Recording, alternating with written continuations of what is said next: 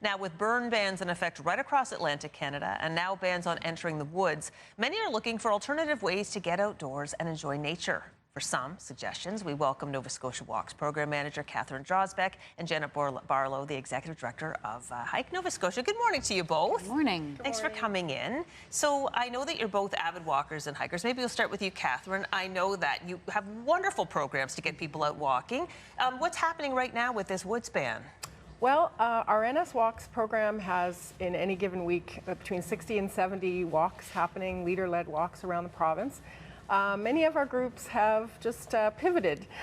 Some of them did walk through more wooded areas and are changing their route a little bit, given where they're allowed to walk. Some have gone more into, if they're near a beach, they're heading in that direction. And certainly, in any given municipality, some of the more open areas, parks, they've switched to that. So if people wanted to join these walking groups, they could go online, get them, and just join them, but you would guide them where it's safe to walk. Yeah, absolutely. Okay. The leaders have found out where they're allowed to walk, yes, and that's where the walks will be. Well, that's wonderful that exists. Now, for Hike Nova Scotia, I know a lot of people like to take themselves out on walks. Maybe they just spontaneously want to head out. So where is it safe to hike these days? Yeah, well, unfortunately, all trails and wooded areas are closed. Even in areas where it might be like a coastal trail with barrens and shrubbery and that kind of thing, those are off limits as well. Okay. So really, beaches, even in your own neighborhood, you're itching to get out and we can't go in the woods, like even just walking in your own neighborhood is fine. Just explore your own neighborhood and make plans and get inspiration for when we're allowed back out on the trails. But really, the ban is needed, and we have to keep people safe. We have to keep their homes and livelihoods safe, and we also need to keep our wild green places safe. That's true.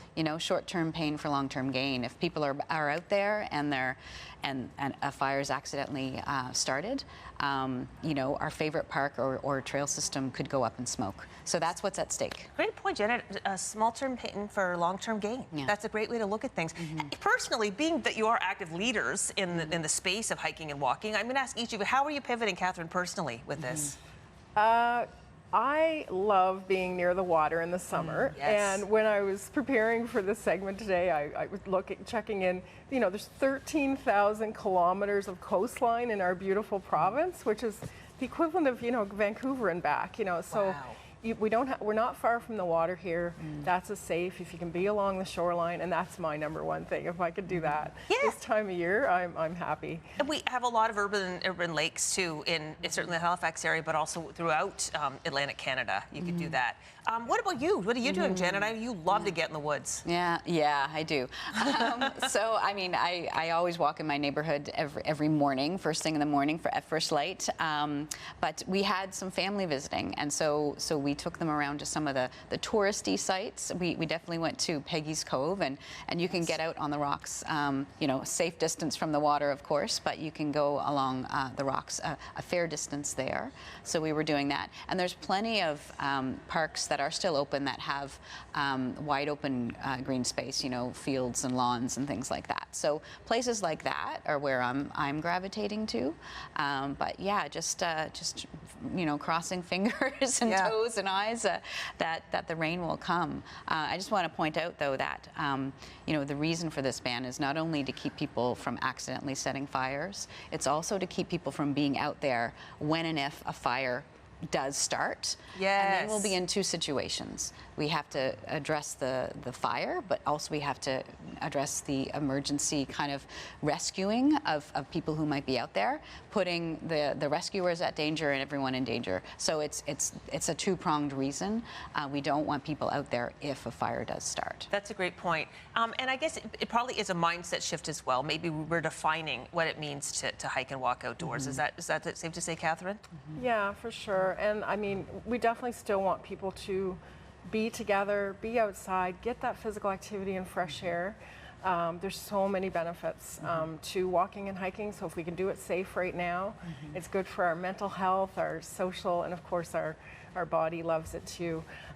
When I know we have a couple of fires going on in the province right now, and air quality is an issue. Yes. So I do want to just do a little shout out. If people feel that air quality might affect their health.